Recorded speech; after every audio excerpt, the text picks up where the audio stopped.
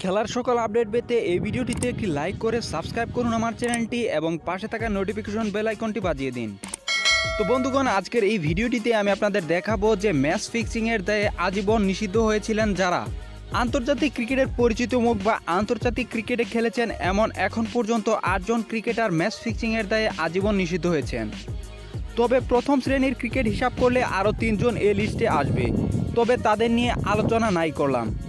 আজীবন নিষিদ্ধ 8 জন ক্রিকেটারের মধ্যে ভারত ও পাকিস্তানি ক্রিকেটারদের আধিপত্যই বেশি। দুই দেশেরই 3 জন করে ক্রিকেটার রয়েছেন এই লিস্টে। আর 2 জনের মধ্যে একজন রয়েছেন দক্ষিণ আফ্রিকান ও আরেকজন রয়েছেন নিউজিল্যান্ডের।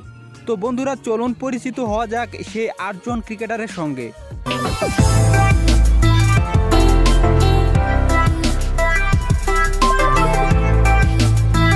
সেলিম মালিক। ফিক্সিংয়ের দায়ে ক্রিকেট থেকে আজীবন নিষিদ্ধ হওয়া প্রথম ক্রিকেটার সেলিম মালিক। 1994 সালে ক্রিকেটারদের ঘুষ নিয়ে বাজে খেলার প্রস্তাব দিয়েছিলেন তিনি। সেই দোষে তিনি দোষারোপ হয়ে তিনি আজীবন নিষিদ্ধ হন।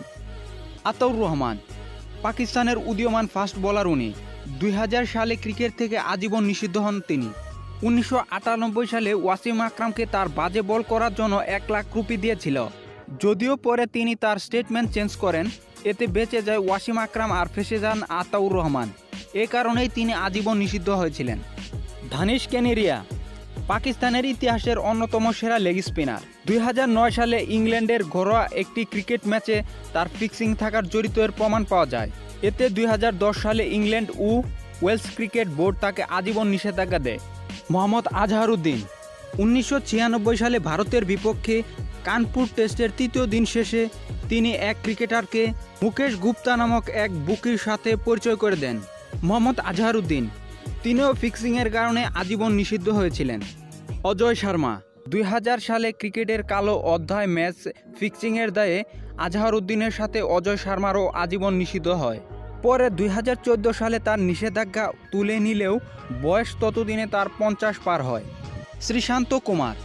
শ্রীশান্তের কাহিনী এই প্রজন্মের কম বেশি সবাই জানে। 2013 সালে আইপিএলের ফিক্সিংয়ের দায়ে আজীবন নিষিদ্ধ হন শ্রীশান্ত।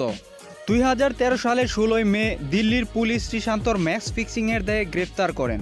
পরের দিন শ্রীশান্ত তার স্বীকারোক্তিমূলক জবানবন্দি দেয়।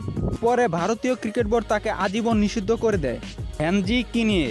2000 সালে ফিক্সিংয়ের সাথে জড়িত থাকায় নিষিদ্ধ হলেও তিনিও ম্যাচ ফিক্সিংয়ের দায়ে আজীবন নিষিদ্ধ হন।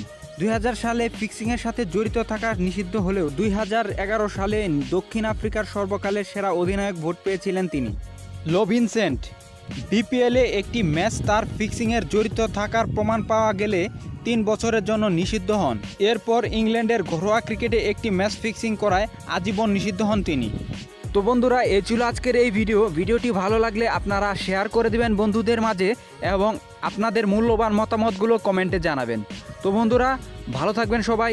দেখা হবে পরবর্তী ভিডিওতে। আসসালামু আলাইকুম।